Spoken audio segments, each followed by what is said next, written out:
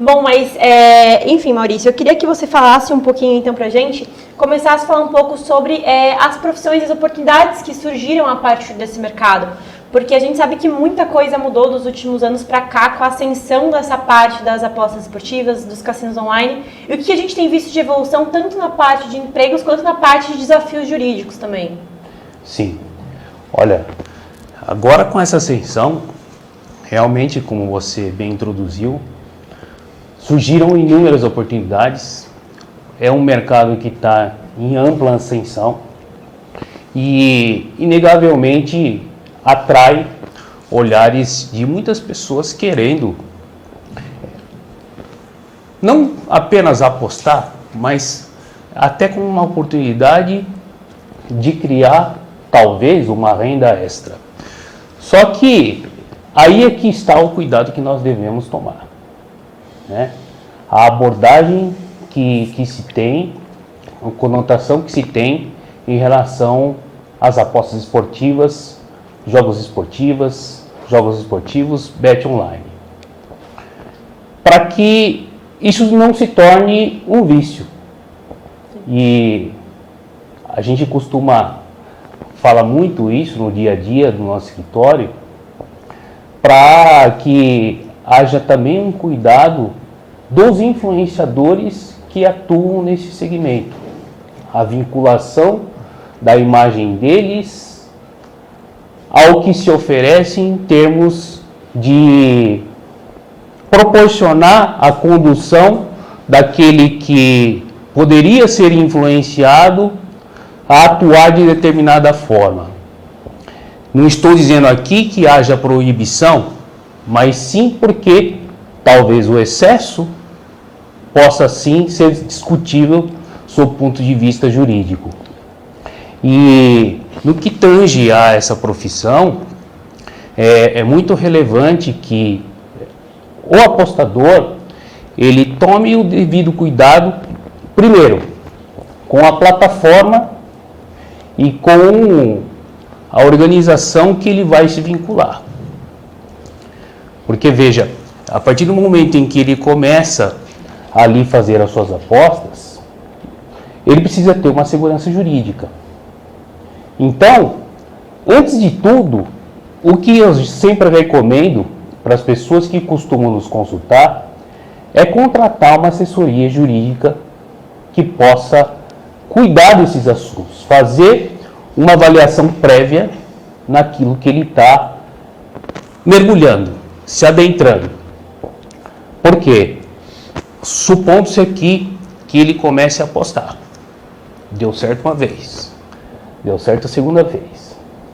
Já pensou se depois, numa quantia expressiva, esse dinheiro não volta? Fica bloqueado? Se essa plataforma está sediada no exterior, nós temos aí um problema jurídico muito discutível. Hoje, é evidente que isso vem sendo solucionado com a medida provisória, com a regulamentação, mas como fica o direito desse jogador que apostou numa plataforma sediada no exterior? O Brasil, a jurisdição do Brasil seria responsável para tutelar os direitos dele? Fica a questão. É um grande desafio. Um grande desafio. Puxando esse gancho que o Maurício disse, o Ministério da Fazenda, ele publicou uma portaria no final de outubro, traçando as diretrizes básicas sobre as apostas esportivas. Muito interessante, a gente depois deixa para vocês o número exato dessa portaria que o Ministério da Fazenda publicou, mas ele traz exatamente isso que o Maurício falou. Ele traz diretrizes de jogo consciente, jogos para maiores de 18 anos, para não recuperar o dinheiro perdido. Ele traça os limites ali de uma publicidade consciente de influenciadores, de casas de apostas, para que não tenha esse incentivo ao jogo como uma profissão.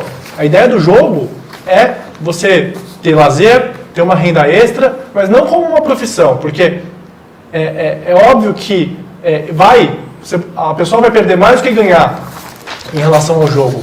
E a ideia é que você possa ter esse lazer todo. Então, a portaria do Ministério da Fazenda é super relevante e ela traz vários aspectos ali, não só do incentivo ao jogo consciente, do maior de 18 anos, isso tudo que a gente comentou, mas também a respeito de como deve ser adotado pelas casas de apostas. E um novo ponto que ela traz, que está sendo muito debatido, é a respeito dos conflitos territoriais entre União e Estados.